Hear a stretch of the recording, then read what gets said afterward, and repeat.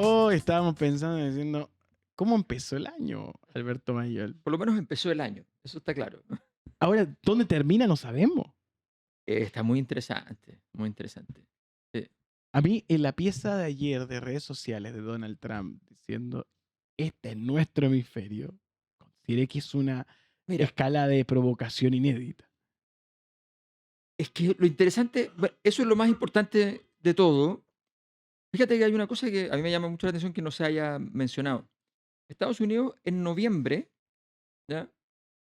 Sacó una nota estratégica de seguridad nacional donde explica su visión de periodo largo respecto al momento de Estados Unidos y el rol geopolítico de Estados Unidos. Interesante es que además, al mismo tiempo, prácticamente los siguientes días, China también sacó su propia política. Todos sacan un PDF. Todos sacaron un PDF. Lo interesante, cuando tú dices hemisférico, esa es la clave del asunto. Porque todos están diciendo, bueno, Estados Unidos entra en una cuestión más, vuelve como a la lógica del imperio y toma control. No, es todo lo contrario. Es todo lo contrario. Lo que Estados Unidos está haciendo es aceptar la estructura que entregaron los BRICS. Los BRICS tienen una tesis fuerte. La tesis fuerte es la tesis de Alexander Dugin, que es la tesis de un mundo multipolar, donde cada zona va a tener un actor preferente, pero no hay un sheriff del mundo. Estados Unidos está diciendo, doctrina Monroe, América para los americanos. Por supuesto, los americanos no son todos los americanos, pero son los americanos. ¿Ya? No puede haber colonialismo de otro lugar. Puede haber un colonialismo interno, puede haber una capacidad de presión interna. Entonces, y hemisférico, porque dice, bueno, y por eso juega lo de Groenlandia, porque Groenlandia técnicamente está ahí, está geográficamente, entonces dice, yo no me meto más allá, pero pásenme esto, Está en mi zona. está en mi zona. Entonces, lo primero es que hay una cosa de remisión hemisférica. No es un superpoder, es lo contrario.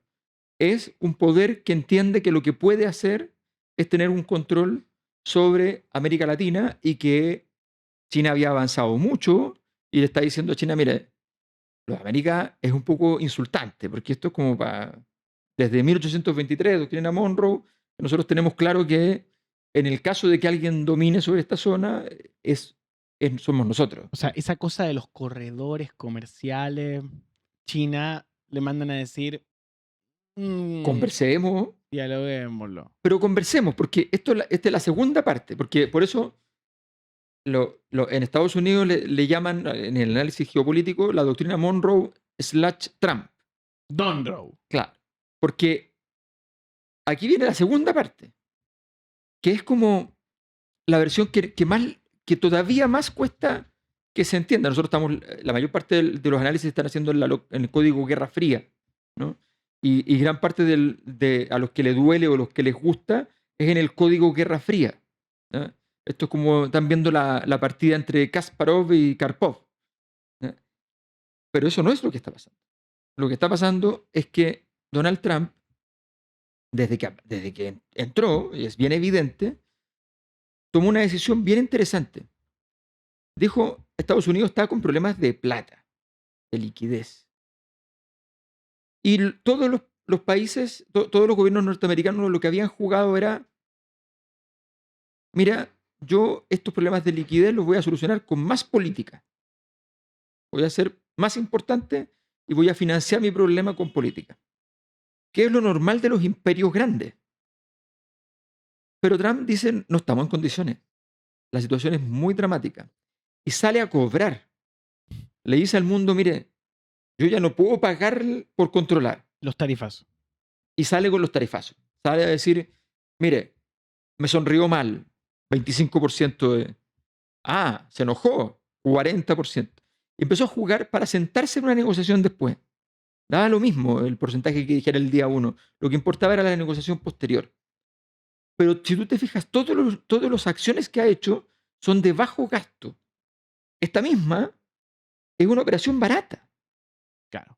muy barata. Que además es un poco triste el efecto, porque sustrae a su enemigo, que la verdad era un payasito que le decía cosas por televisión y que incluso le mandó a decir de que era su amigo. Hay una Sí. entrevista increíble. Terrible, no. La entrevista es increíble. Por favor, si pueden ver la última entrevista de Maduro en un No. auto con Ignacio Ramonet del Le Monde Diplomatique. Sí. Es increíble. Es otra escala. Porque más le dicen, nosotros somos amigos de Estados Unidos, ¿no? Es muy dolorosa para ver que 48 horas más tarde lo toman, se lo llevan, pero además, lo toman, se lo llevan y dejan ese país ahí. Porque no es que vayan unos marines que bajaron inmediatamente y tomaron las calles. No, lo dejaron ahí. Siguió el domingo. Fue bien angustioso porque no es que se haya generado un efecto cadena o una serie No. de situaciones muy propias de épocas anteriores, sino que fueron, lo tomaron, se lo llevaron, transmitieron en vivo cómo se lo llevaron, le cambiaron de ropa 3 veces, tipo Shakira. Sí. No, todo tomó. Pusieron de moda el buzo. El buzo Tech. No, todo era como demasiado artificial para ser real. Muy Donald. Pero sí era real. Y da la sensación de que la cosa sigue sin mayor profundidad. Claro, lo que pasa es que ahí entramos en la microhistoria de lo que fue Maduro en este proceso, ¿no? Maduro no se entiende nada de lo que hizo el último mes. Bueno, no se entiende casi nada de lo que hizo, pero el último mes es particularmente extraño. Dicen algunas fuentes que supuestamente habrían habido al menos 6 u 8 instancias de negociación directa, Maduro o delegados de Maduro, con Estados Unidos. Se dice que hay 2 llamadas telefónicas de Trump a Maduro. Una de 3 minutos y una de 5 minutos.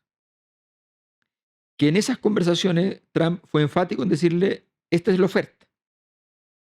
No hay otra.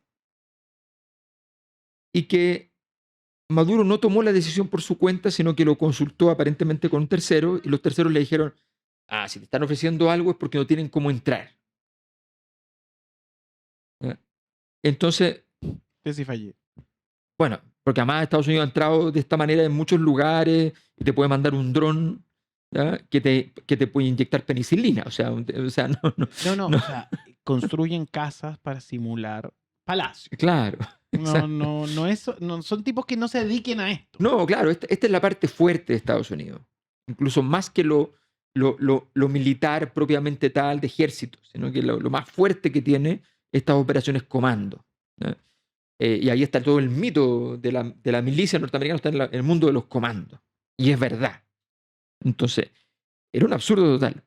Pero además de eso, cuando toman la decisión de que está todo bien, quiere dar esta señal, o el mismo no se aguanta y quiere disfrutarlo, y sale como con 3, 4 días seguidos bailando.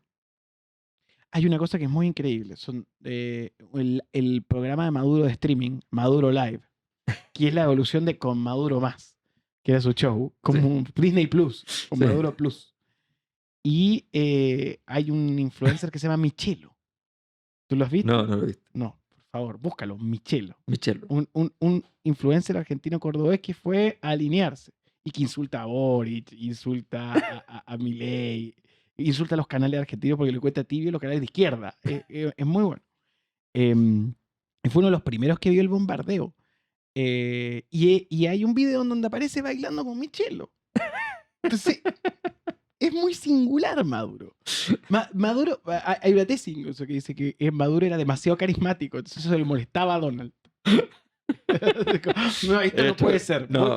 Voy por él. Es que por eso te digo, es que fue una cosa loquísima. Entre medio tenemos entonces la microhistoria de la más o menos evidente. A ver, aquí hay 2 posibilidades. O una negociación explícita, y ojo con esto, en política no es tan raro la negociación implícita. Claro. Donde yo entiendo lo que tú estás diciendo, si sé leer, los Rodríguez son muy inteligentes. Es que ese es otro capítulo. Claro. Chelsea, que justo se va a Rusia. Que justo por eso te digo que dicen que hay una reunión en Doha hace un par de meses ya donde empiezan las conversaciones. Ahora, esa conversación se puede haber hecho, ojo con esto, porque uno dice, ya, entonces traicionó. Y si no traicionó, si era una decisión relativamente tomada en ese mundo y resulta que Maduro entró en la porfía o canchereó pensando que todavía Claro. había espacio, ¿ya? Para una negociación un poco mejor. ¿Ya? ¿Quién sabe? ¿Ya? ¿Quién sabe? Porque en esta cosa, por eso es importante entender que aquí lo que parece evidente, lo que siempre fue evidente fue lo siguiente, porque hay datos que son irrefutables.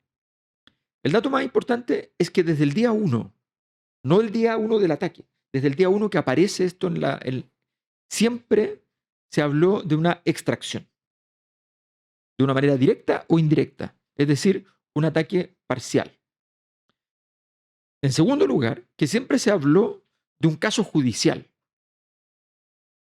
Esto es muy importante, porque si Estados Unidos siempre puso el foco en Maduro y solo en Maduro, siempre estuvo diciendo yo no voy a entrar. Claro, que es el tema cartel de los soles. Que Exacto, en eso lo establecen. exacto, Y por eso van y sustraen a Maduro. exacto, exacto. Y la sustracción es una detención. Esto es una detención técnicamente. ¿Ya? Hay toda una retórica alrededor, pero finalmente en términos concretos es una detención. Y nos van a hacer el show del juicio a todo dar. Lo vamos a ver por tele. Pero va a ser a todo dar. O sea, ya ocurrió ayer que llegaron, no sé, 7.000 efectivos policiales escoltando a Maduro. Vas a tener todos los días esto, ¿ya? De los periodistas durmiendo allí, esperando allí, haciendo la fila o pagándole a gente para que haga la fila. Y todo eso va a ocurrir. Entonces, ¿por qué? Porque la atención va a estar puesta en Maduro mientras tú tienes este proceso de negociación. Y lo que pasó en Venezuela, desde el punto de vista técnico, entonces se puede establecer como un autogolpe. ¿Ya? Es un autogolpe dentro del chavismo. Un nado sincronizado acordado como en formato En autogolpe. formato autogolpe. Claro, el formato es autogolpe, pero evidentemente parece haber toda una retórica porque desde el premio Nobel en adelante, sencillamente Estados Unidos deja fuera a Machado. En ningún momento la levantan como un gran nombre. Nunca la consideran. Ya, porque el premio Nobel tiene un tema. Es un premio Nobel europeo. Y hay otro punto. Además, Y es otro punto, porque Europa. Hay algunas cosas geopolíticas que no leímos el año pasado con la profundidad que merecían. Una fue la salida de los capitales europeos de países como este. Y la clave y la joya de la corona es la salida telefónica. Está a la venta. Y todo el tiempo están diciendo, ya está lista para entrar a un capital. Hay rumores está regalado. de que el capital es norteamericano dentro de los mercados. Hay gente que atiende todos estos temas y dice, lo van a comprar una compañía norteamericana. Pero la salida de Telefónica no obedeció a solamente algo chileno. Salieron de Argentina, salieron de México, Sí. salieron de Perú, salió Telefónica. Y Telefónica es un ícono de la inversión global europea. ¿A qué voy con esto? A que también se está replegando Europa. O sea, es como, ok, Europa se junta y también se cierra. América para los americanos. Lo cual, no es otra pregunta que después voy a hacerte. China, todo el tiempo están diciendo que mira Taiwán como diciendo, bueno, y Rusia y Ucrania también tuvieron cierre de negociaciones hace poco. Sí. Estamos viendo esos 4 bloques, por lo menos. Es que ahí está el tema. Cada uno de los países relevantes en el mundo actual, ya no en el mundo global, en el mundo multipolar, de acuerdo a esta doctrina, cada uno tiene su lugar de manifestación de su poderío. Y todos lo están haciendo en versión lenta. Ninguno lo está haciendo en versión rápida. Estamos hablando de Ucrania para Rusia, Taiwán para China, China ha estado jugando allí fuertemente en ese, equilibrando la zona. Estados Unidos con Venezuela. Entonces, todos los países relevantes están jugando este juego.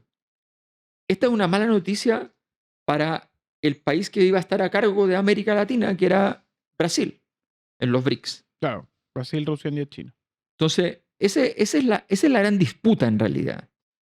¿Y cuál es el problema? Que todo parece indicar que esta conversación de Trump no se hace simplemente con el régimen de Maduro, ni confiando en Delcy Rodríguez o lo que sea.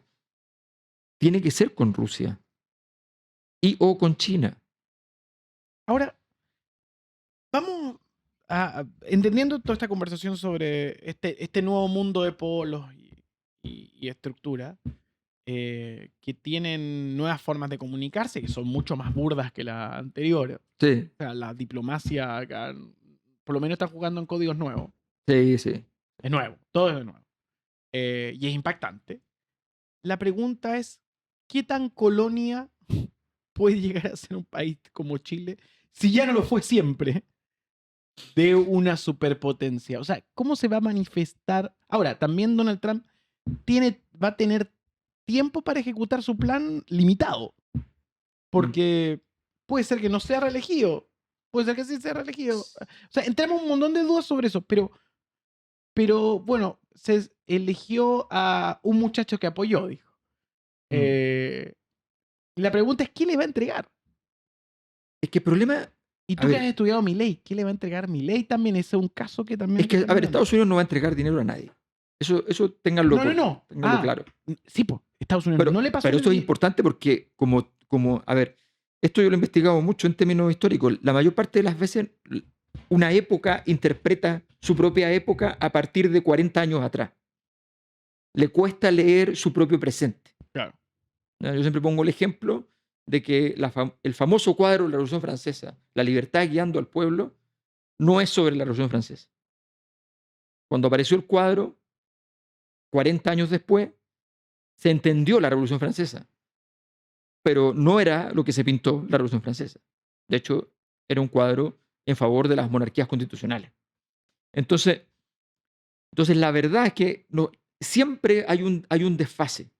En ese desfase, nosotros vemos al mundo empresarial chileno diciendo la inversión norteamericana. ¿Qué inversión norteamericana? Es más, la inversión norteamericana está, la AmCham está activa. Por supuesto, y no se va a ir porque en aquellas industrias donde va a haber inversión de quien quiera, porque Chile en todos los temas energéticos, renovables y en todos los temas que tengan que ver con minería, todos quieren invertir. O sea, no hay no necesitas hacer una política particular para eso. Pero a Chile le cuesta entender que se acabó la época táctica. ¿Qué era Chile? Y lo describo tal como me lo escribió en una entrevista una persona, un ejecutivo hace 25 años. Chile luchó por ser el mejor alumno de la clase. Luego de ser el mejor alumno de la clase, además no quería ser el alumno bueno pero rebelde. Era el alumno que le llevaba el maletín al profesor. ¿Ya? Y que luchó para ser el ayudante principal. Y luchó para que le dijeran en todas partes, oiga, venga para acá porque qué bien que se porta usted. ¿Ya? El equivalente a Job para Dios. ¿Ya? Ese era Chile. Pero ese Chile era un Chile que tenía claro dónde había que jugar el partido. Porque el mundo estaba claro cómo se jugaba. Era libertad política y libertad económica, y Chile se había adaptado. La gente de izquierda ponía una cosa, la gente de derecha ponía la otra, ¿ya? Y la cosa funcionaba formidable. Y la transición más espectacular de toda la historia. ¿Ya? Sin rencor, o sea, Chile jugaba ese partido increíble. Ese mundo cambió. Hoy día no es un mundo táctico, es un mundo estratégico. Y Chile no tiene claro qué va a hacer. No lo tuvo claro Boric. Y ahora le toca a Kast demostrar que entiende de lo que está pasando. Todos los que creen que, como le pasó a todos cuando pasa esto, el gran triunfo, la libertad, se acabó el código, ojo con esto, para la izquierda y para la derecha, el código autoritarismo-democracia está esfumado. Claro. No existe. No es relevante en el mundo actual. Son otras las categorías que van a ir configurándose. Y Chile y los países tienen que entender que hoy día, tal como la doctrina geopolítica más importante del siglo XX, después de la Segunda Guerra, es la doctrina Kissinger, la doctrina más importante hoy día es de un tipo que nadie lo conoce en Chile, que es Alexander Dugin, que es el que inventó la multipolaridad y todo ese tipo de cosas, ¿ya? Que es un tipo que si ustedes lo investigan, ¿ya? Mezcla fenomenología, con marxismo, con nazismo, ¿ya? Y es como el terror de Axel, ¿ya? Una cosa así, ¿ya? Es un problema para Axel. Entonces, si tú te fijas, ese mundo que nosotros no estamos siendo capaces de entender es el mundo que está predominando. Y ahí están las alianzas que se están dando entre las potencias, que son potencias regionales que van a tomar control y van a tener que negociar hasta dónde entra cada uno. Y eso es lo que viene, esa es la discusión que viene. Ahora, vuelvo al punto de... o sea, ¿te parece que la definición y potencialidad de que Chile termine siendo, o cualquier nación de Latinoamérica, una colonia de Estados Unidos, que es lo que puede terminar pasando en Venezuela, como puede terminar no pasando? Porque también quizá Venezuela lo dejan a su propia suerte, Afganistán, o sea, hay un montón de factores hasta ahora demasiado singulares para poder definir hacia dónde va todo. Mm. Pero terminar en una lógica de colonia o de un Estado-sociedad, ¿eso puede pasar? No, porque la doctrina de Trump es mucho más simple. Es el Imperio Romano, cuando se forma, los romanos inventan una cosa que no existía antes, la guerra sin guerra. Claro. ¿Ya? Los romanos llegan y toman decisiones en la puerta de la ciudad. Dicen, ¿estos gallos son confiables para que lo lleven ellos a cargo o tenemos las condiciones para no hacernos cargo nosotros, que lo lleven ellos, pero que nos paguen lo que hay que pagar? Si tenemos esas condiciones, lo dejamos así. Si no, tenemos que entrar y poner un gobernante, que es una lata. Entienden que es una lata poner un gobernante en todas partes. ¿Ah? En vez de entusiasmarse con esa idea de superpoder, los romanos inventan esto. Entonces, inventan la negociación en medio de la guerra, e incluso la guerra, el ataque hecho solo para negociar. Ya te demostré, así como Mahoma forja su proyecto político, o sea, pierde políticamente en la Meca, va, arma un ejército, vuelve con 15.000 hombres para una ciudad de 15.000 habitantes, los pone en la puerta y le dice, ¿qué les parece? ¿Qué hacemos? Ya, ok, pase, lo arreglamos. Negociación. Estados Unidos lo que nos va a decir, ¿cómo voy yo en? Por eso, En intereses, en el litio, en el claro. cobre, ¿cómo voy yo? Y eso es bien jodido. O sea, ojalá que no nos mire. Abajo de la mesa Abajo todo. de la mesa. O sea, ¿ya? Tampoco sirve, ya quedó claro, ojo con esto, tampoco sirve el andar diciéndole, haciéndole apologías a Trump. O sea, Corina Machado. Perdón, hago un punto sobre el tema del litio y todo. Codelco SQM. Tema. Bueno, hay un tema ahí, va a haber un tema, a menos que Estados Unidos diga, no, mira, nosotros tenemos resuelto ese tema por A, B o C razón. Cualquiera de las razones puede ser mala. Incluso. Codelco SQM Tianqi. O SQM Tianqi. Pero los chinos tienen muy claro que ellos no van a impugnar nada de manera hostil. Porque los chinos son muy coherentes con su tesis soberanista. Ellos entienden que no les gusta que a nadie les joda por China y por tanto ellos presionan diciendo esto es irracional, no me gusta, voy a poner unos abogados, pero no voy a pasar de eso. Claro. Si te fijas, los chinos se han tenido que comer lo que pasó con el acuerdo y lo único que han puesto es abogados diciendo, oye, si la Corte Suprema nos hace caso, entonces bien, confiamos en la Corte Suprema, aunque nadie confía en la Corte Suprema, aceptamos lo que nos diga la Corte Suprema. O sea, son mucho más pasivos en Es ese muy loco, pero hoy China es mucho más diplomático. Pero increíblemente que Estados Unidos. Y pro Naciones Unidas. Es otra cosa. Es otro escenario. Por eso te digo, mientras sigamos operando con la lógica de la rabia de los países colonizados del mayo del 68. ¿Ya? No, se acabó. Se acabó. O sea, pero claramente. Ahora, eso también deja muy offside a la izquierda. Claro. Porque además, Nicolás Maduro se mantiene en el poder de manera ilegítima. Claro. Lo sacan, lo extraen, pero tampoco es que... A ver, voy a decir una cosa muy políticamente incorrecta, pero tampoco es que lo están torturando y No, claro. Lo tratan en un avión y es así todo el tiempo. Entonces, es una cosa de loco. Ahora, a mí, Happy New Year. lo único que. La historia primero es perdón, la historia primero es tragedia y después parodia. Comedia. Muy loco lo que pasó la tarde de la extracción de Maduro en Venezuela. Que nadie salió a defender. Yo soy un fan de ver mucha televisión y me instalé a ver Telesur. Me instalé a ver Telesur como diciendo. Veía TN de Argentina y Telesur. Eran dos maneras de mirarlo a alta. Y veía BTV, que es el canal del Estado, pero ojo, están tan pobres que Telesur se colgaba de BTV y BTV de Telesur. Entonces no había mucha diferencia. Lo que era sorprendente, yo quedé muy impactado, era la escasa energía popular de esa tarde, Sí, pues. que me recordó mucho aquellos relatos que cuando cae el golpe en Chile, la gente, claro, esperaba ir a la fábrica, no apareció nadie. Entonces, Y por lado y lado, ¿ah? y por lado y lado. Porque si tú miras, uno, No, en Venezuela se escondieron todos. Obviamente también era como. ya, pero acá, pero en todo el resto del mundo, o sea, aquí cuando hubo una ocurrieron cosas manifestación. así. Pero estamos hablando de que hubiese habido, imaginémonos, proporcionalmente, qué sé yo, 4 millones de chilenos en la diáspora. ¿Ya? Extraen al hombre que simboliza tu salida de tu país. ¿Qué habría pasado con Chile en Berlín, en Madrid? No, pero la gente, los venezolanos salieron en todos lados. Yo vi la televisión española. Lo que habían era juntas. O sea, espérate. Salieron. No, Insisto, fueron prudentes. Pero te digo alguna cosa. Yo vi la televisión venezolana y la televisión venezolana era triste. Eran 5 gatos. 5 gatos y los repetían entre Venezolana Televisión y Telesur. no, pues si no hubo apoyo popular, obviamente. No hubo apoyo popular. No, pues si además, a ver, cosa de mirar los datos, lo que supimos de los datos de la elección.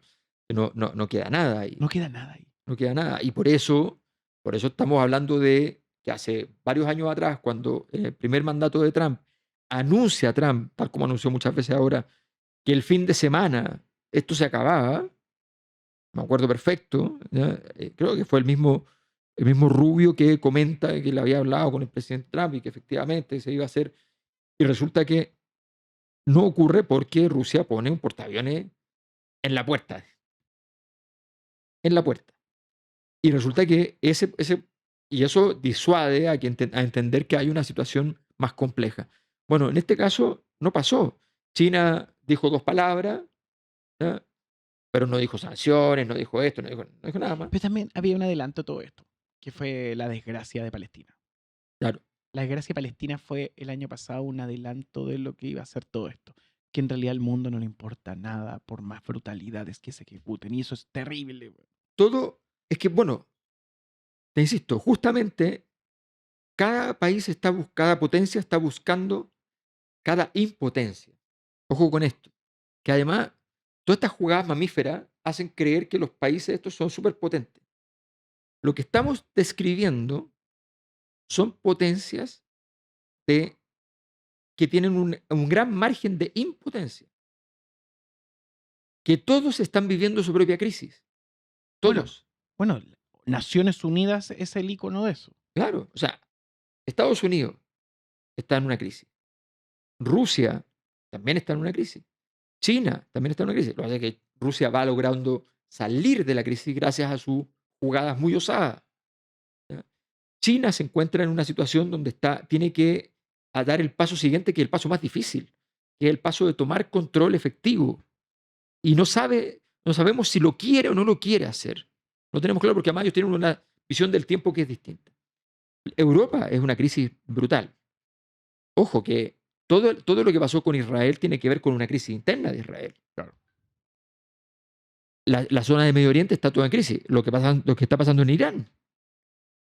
Lo que está pasando en todos los países de la zona, en Siria, qué sé yo, donde todas las intervenciones norteamericanas han sido como, oiga, ¿sabe qué? Yo lo ayudo, usted entre, usted hágase cargo, ¿ya? Pero yo no tengo nada más que hacer. Yo no, me va a poner plata, no mucha.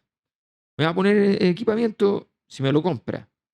Sí, no es Estados Unidos como un tío rico. No, pues. Quieren una fantasía que tienen muchos que, bueno, Milei, Sí, pues, deme dinero. claro. Yo lo apoyo, ¿por qué no me da dinero? Y eso no existe. Claro, y lo que le dicen es, pero si nosotros te apoyamos, te queremos un montón.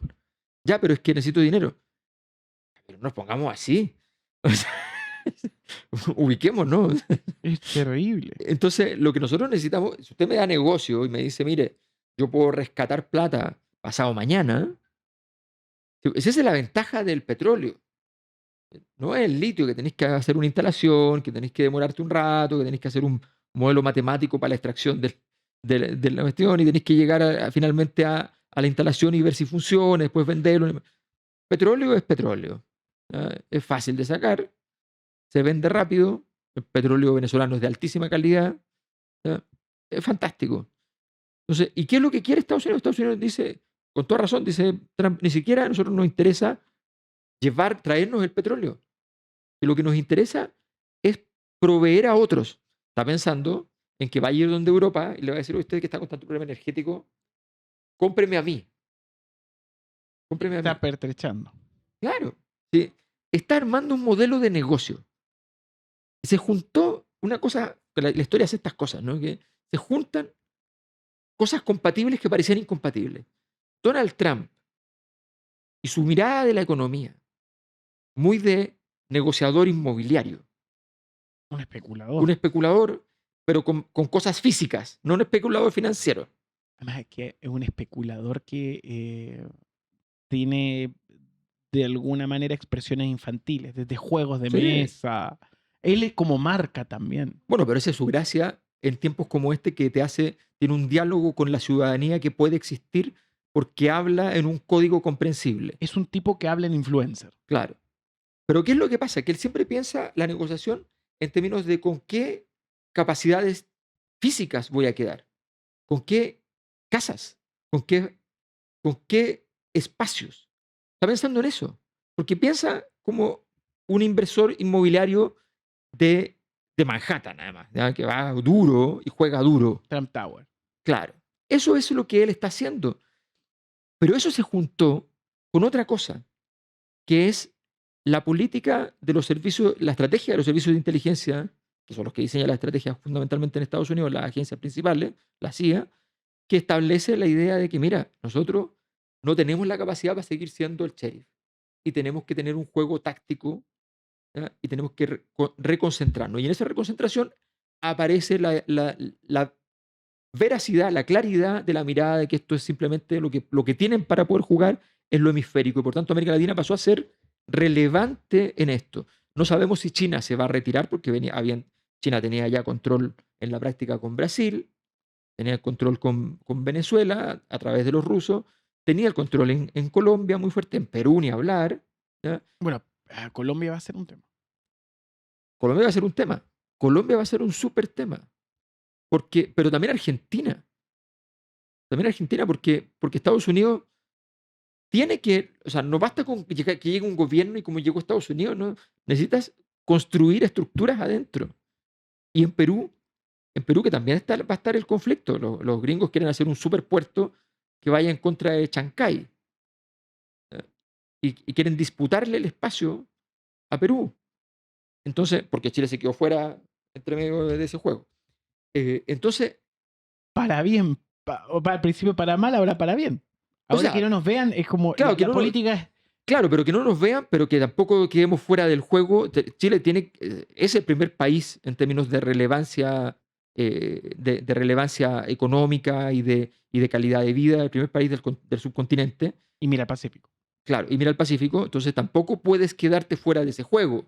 Lo que pasa es que tú tienes que ver cómo vas a poder llevar la política de exterior de Chile.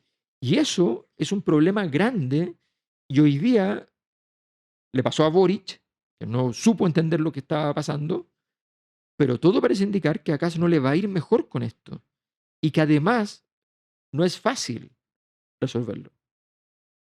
Qué mundo complejo, Alberto Mayol. Estás con gira de libros, presentando tus nuevos 3 libros 3 libros, sí. que están Sí, disponibles. sí, saqué 3 libros, sí. Sí, pues. Sí. Así que invitamos a que si quieres buscar una buena Pero lectura están veraniega. segmentados, ¿ah? Uno es para los nerds. Sí, Hay sí. uno que es para los nerds, que se llama transvaloración. El otro es para la gente que quiere como analizar justamente procesos de crisis de los países y hay una herramienta ahí que el tema de malestar social y crisis política. Y el otro es el análisis sobre el cierre de Boric. Siempre a todos los gobiernos, más o menos, hay algún libro que está dedicado al presidente de turno, por decirlo así. Oye, no puedo dejar de preguntarte cuando son las 9:42. Estamos en esa hora donde está definiéndose el gabinete de Kast. ¿Te ha llamado la atención algo? A ver, yo creo que sí. Primero me parece importante, creo que si Daza acepta Hacienda, le resuelve un problema a- real a Kast, que tal vez no lo ve el problema en todo caso, que es que fuese Hacienda Quirós. Ah, claro.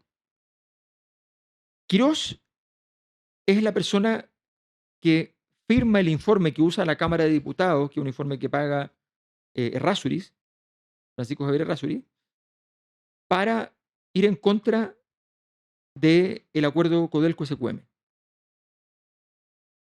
Si el ministro de Hacienda fue el que dijo que ese acuerdo era un espanto, ¿eh? ¿Cómo ese ministro, el presidente, porque además todos los candidatos presidenciales estuvieron en contra, ¿cómo lo va a hacer? Se va a meter en un embrollo, eso va a ocurrir, porque son estas crisis que funcionan así, ¿no? Yo digo, hay una parte de análisis teatral para estas cosas. Tú ves dos personajes que se acercan.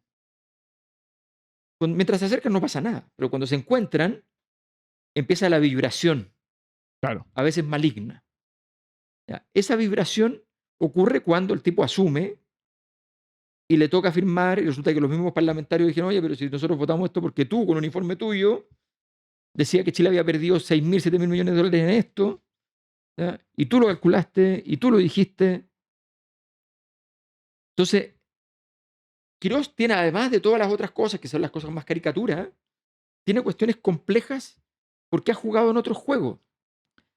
Eh, y es un actor, como queda claro, que supuestamente con expertise, no sé si con inversiones en minería. Entonces, empiezan a aparecer los reviews. En cambio, si está Daza, que viene como el enviado especial del mileísmo, ¿ya? Establece una estructuración distinta, que tiene más contenido político. Ok, hay que mirar eso. ¿Alguna otra cosa que haya que estar observando? Bueno, la estructura del ministerio, esta cosa de los rediseños, que Claro, siempre los ministerio. biministerios, si no hay ministerio de relación de Secretaría General de Gobierno, eh, las estructuras de vocería, si va a haber un vocero principal o al acabarse el ministerio que aparentemente se acaba, en realidad van a haber varios voceros con un vocero presidencial simplemente. Vamos a ver cuál es la estructura de eso que es un poco interesante, pero que no siempre se cumple, porque las estructuras que existen normalmente llegaron ahí por darwinismo y por tanto tienen cierta... Le pasó a Boric cuando innova con la idea de meter en el comité político al Ministerio de la Mujer y sacar desarrollo social. ¿Ya? Le pasó que finalmente el Ministerio de la Mujer quedó claro que no tenía ese peso político con el caso Monsalve. Entonces, estaba en el comité político, pero no estaba en el comité político. No era tan cierto. ¿Ya? No lo llamó ni la ministra del Interior cuando se enteró del caso, no la llamó tampoco el presidente, no le llamó nadie. Entonces no estaba realmente. Entonces esto puede pasar muy fácilmente por innovar en ciertas posiciones y estructuras que ya tienen una historia y que más o menos funcionan. Vamos a estar observando respecto a eso. Dicen de que entre el 7, o sea, mañana, y el 15 sería la fecha clave para poder saber el nombre de los ministros. Una especie de line-up al estilo Festival de Viña que vamos a hacer. Ojo, si lo presentan ahora es porque no quieren que haya mucho ruido y aprovechan lo de Maduro y como que pase de colado. Si lo presentan después es porque tienen interés en mostrarse.